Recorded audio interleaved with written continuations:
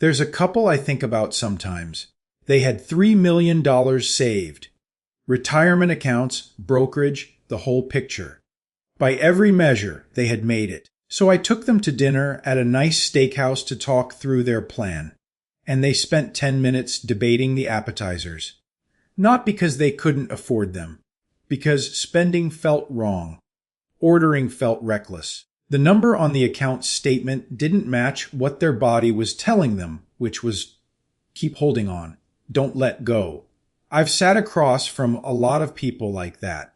People who spent 25, 30 years doing the right things. They maxed out the 401k. They didn't blow it on the new car. They delayed, sacrificed, compound interested their way to a number that was supposed to feel like freedom. And then they got there, and it still felt like a trap. That's what we're actually talking about today. Not just what $1 million, $2 million, or $3 million gives you each month in retirement, but why the math alone doesn't make people feel safe, and why some people with half the savings feel more free than people with twice as much. There are two things most retirement calculators will never show you. The first is what happens at age 73, when the IRS decides how much of your own money you're allowed to keep. The second is a single line item that can cost $8,500 a month and wipe out years of careful planning before anyone saw it coming. If either of those numbers surprised you, this video is worth your time. And if you haven't already, subscribe now, because this is exactly the kind of thing we cover here. Not just how to accumulate, but how to actually keep what you built. Let's start with John. He retired at 67 with $1 million saved. House paid off. No car payments. And his financial advisor had told him something reassuring. Don't worry, your spending will naturally drop as you get older. You'll travel less, you'll slow down, it takes care of itself. John believed that. Most people do. So let's look at what $1 million actually generates. The standard 4% withdrawal rate has been updated. William Bengen, the researcher who originally created that rule, revised it upward. The current figure is 4.7%. So on $1 million, that's $47,000 a year from your portfolio. Add Social Security. The average benefit in 2026 is around $24,852 a year. Combined, you're looking at roughly $71,852 a year in gross income before taxes. That works out to about $5,987 a month before taxes.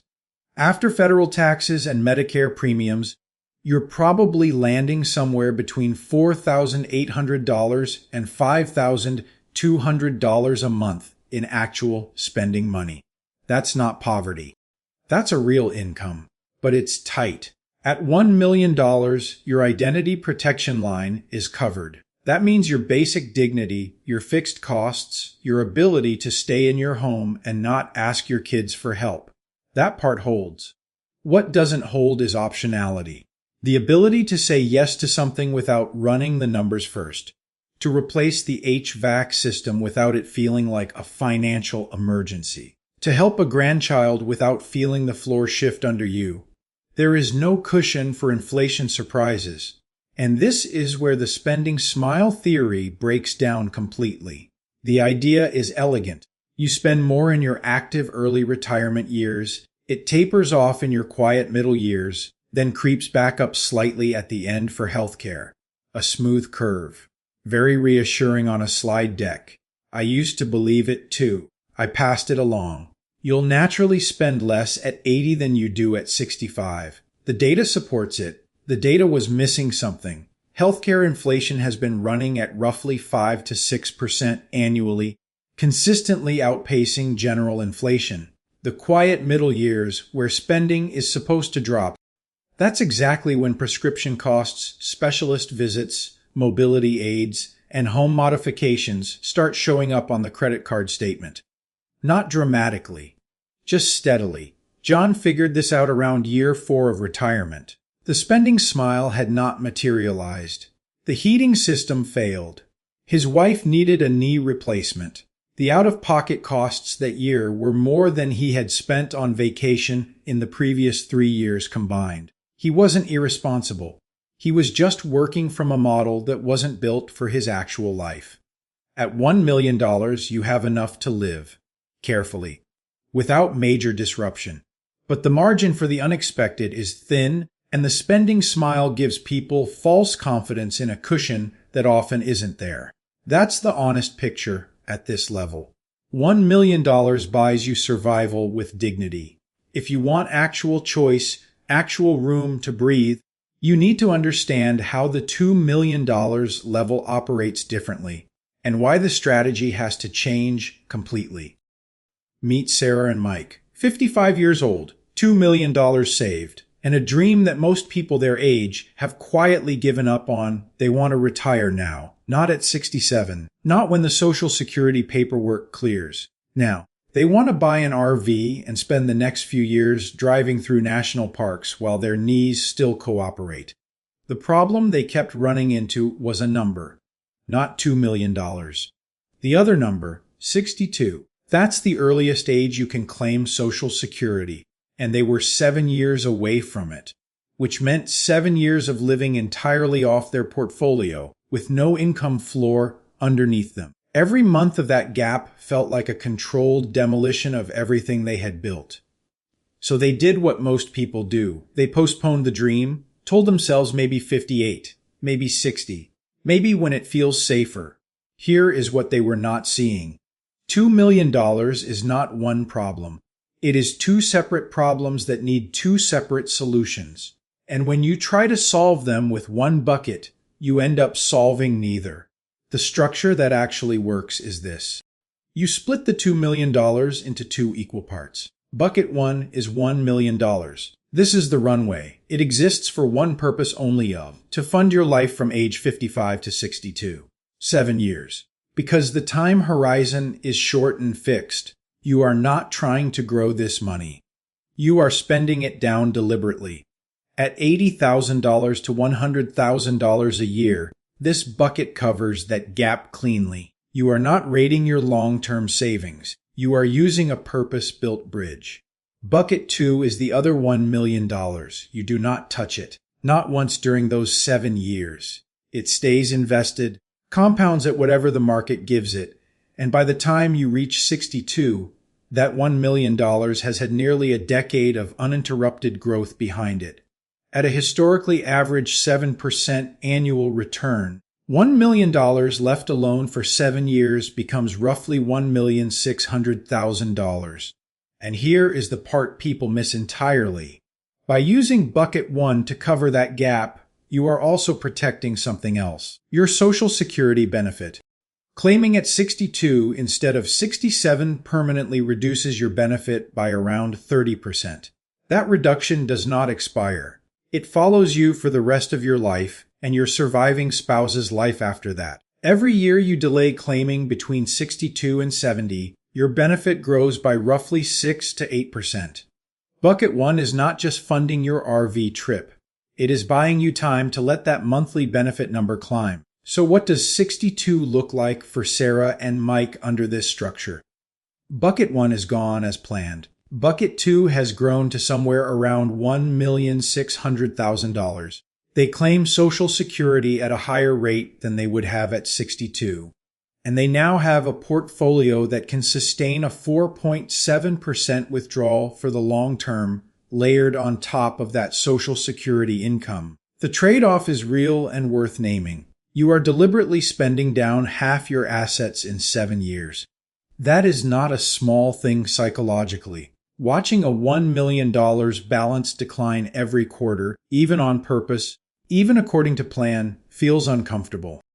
The number goes in the wrong direction, and every instinct built over 30 years of saving tells you something is wrong. Nothing is wrong. That is the bucket doing its job. What you are exchanging is a large lump sum of early retirement years for a more durable, better structured income picture in your 60s, 70s, and beyond.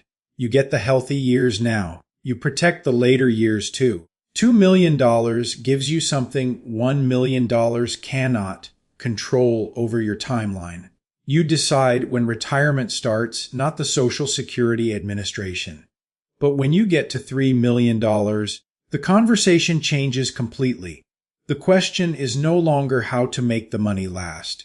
The question becomes how to keep the IRS and the healthcare system from quietly taking a larger cut than you ever planned for. Here is a scenario that plays out more often than most people realize. A couple reaches 65 with $3 million sitting in a traditional IRA and a 401k. They have done everything right by the conventional playbook. They saved aggressively. They never cashed out early. They let it compound for decades. And now they are living carefully, spending modestly, telling themselves they are being responsible. What they do not know is that a clock is running. At age 73, the IRS requires you to start taking money out of those accounts whether you want to or not. These are called required minimum distributions, RMDs. And on a $3 million traditional IRA, the math gets uncomfortable fast. The IRS calculates your RMD using a life expectancy table. At 73, that divisor is around 26.5. So $3 million divided by 26.5 means you are required to withdraw roughly $113,000 that year.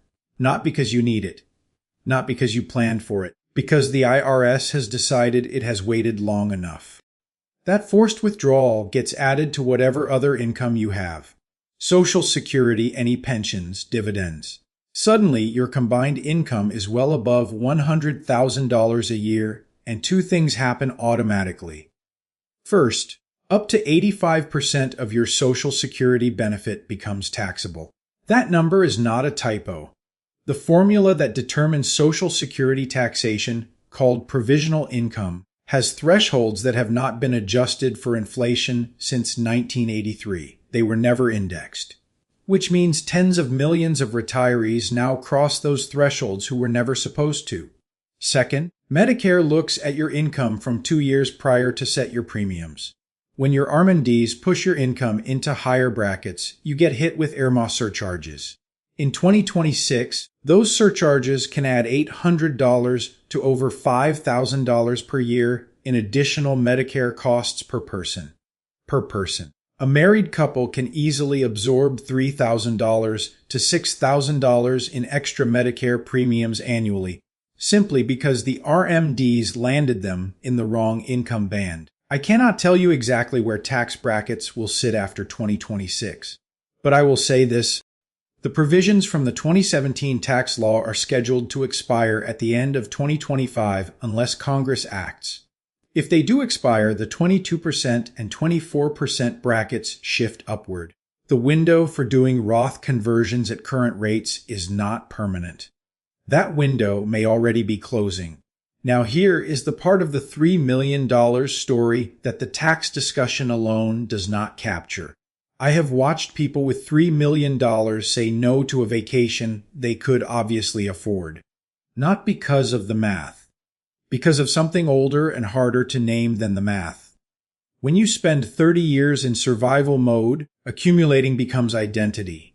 The balance going up feels like safety. The balance going down, even slightly, even for a good reason, feels like a warning, like something is slipping. And no spreadsheet fixes that. This is what I think of as the scarcity trap.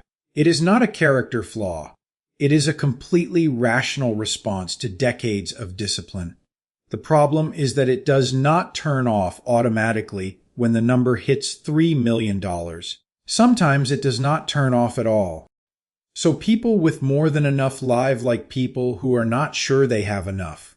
They over-optimize for tax efficiency on paper and underspend in life. They keep deferring. Keep holding.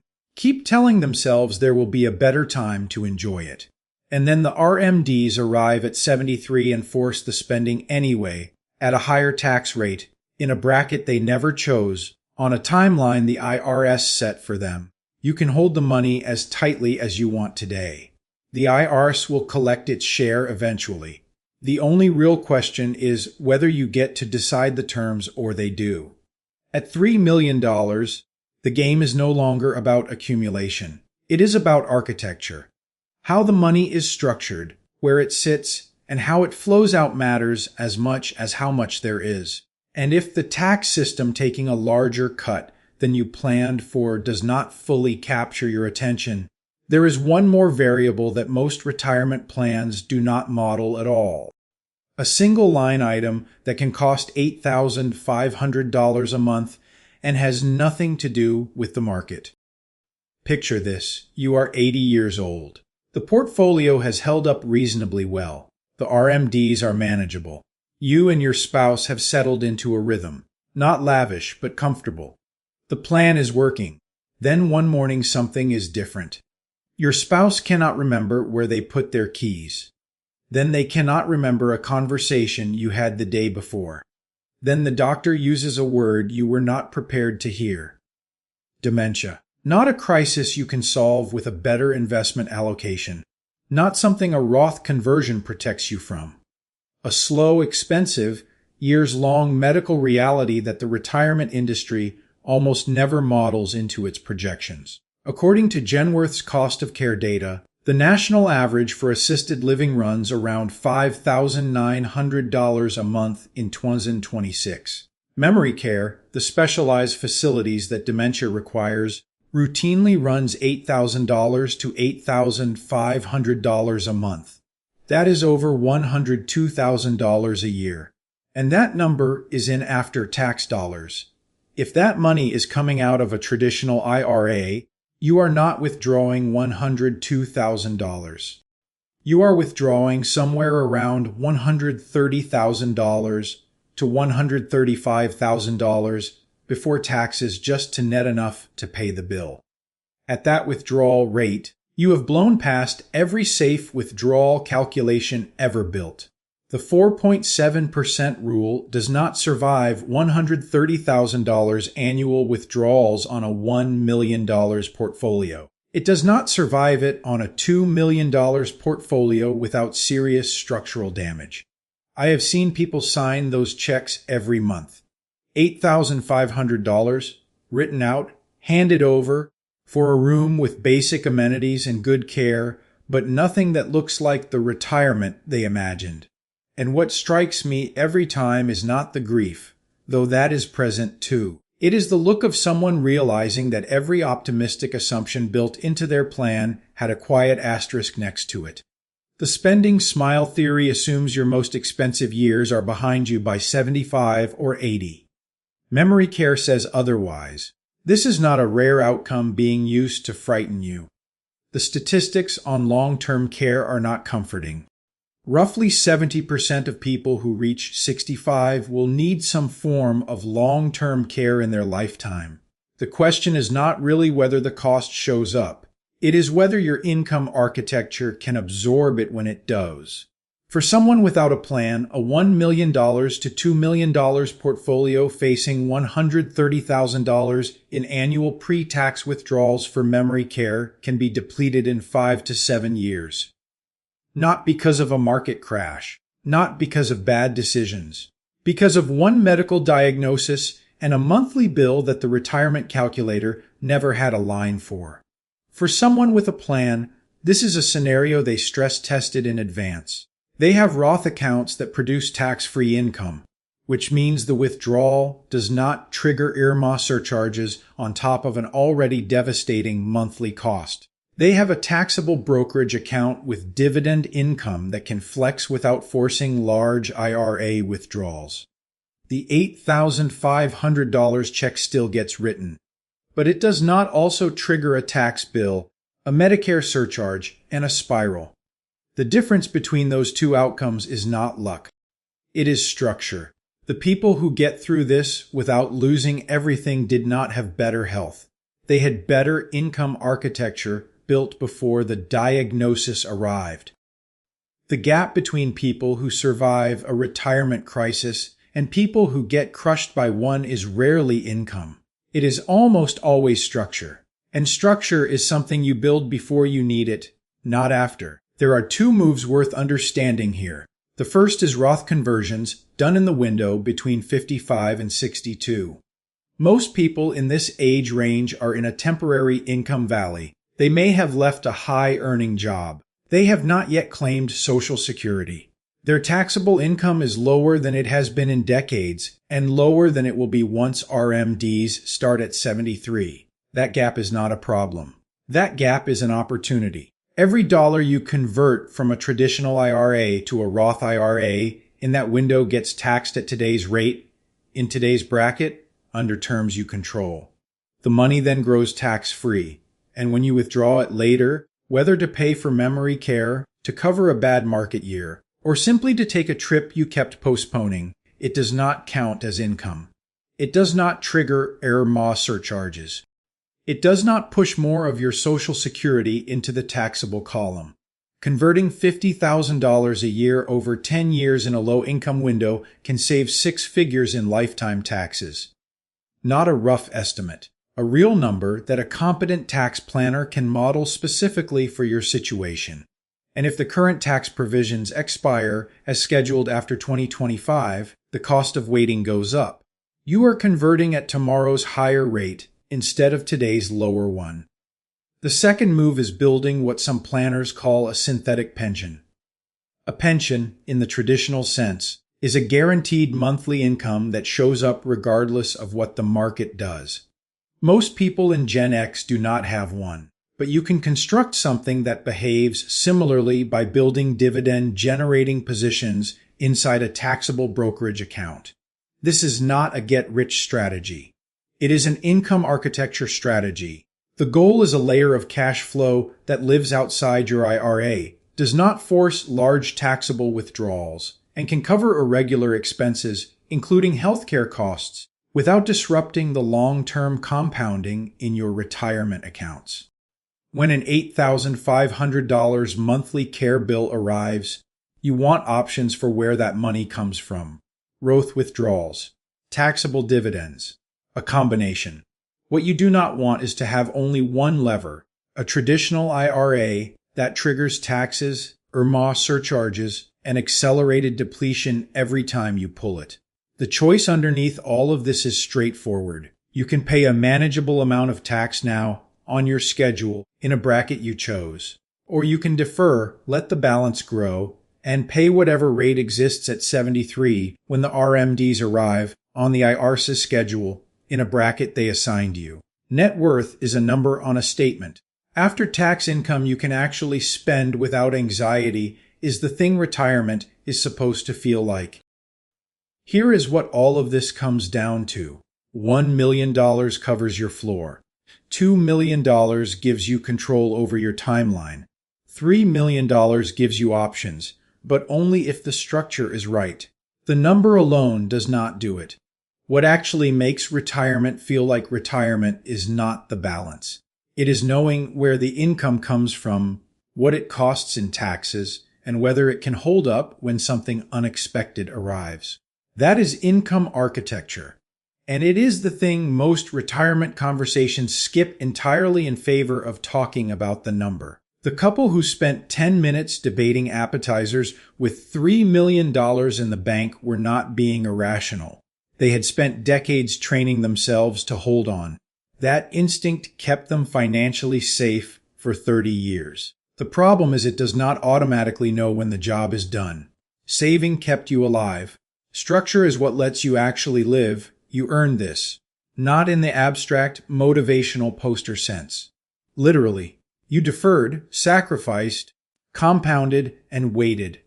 The money in that account represents years of your life that you traded for it. Spending it thoughtfully and on your terms is not reckless.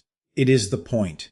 What is your retirement number, and what is the cost you are most worried about that no one talks about? Leave it in the comments below. And if this kind of breakdown is useful to you, subscribe. This is what we do here.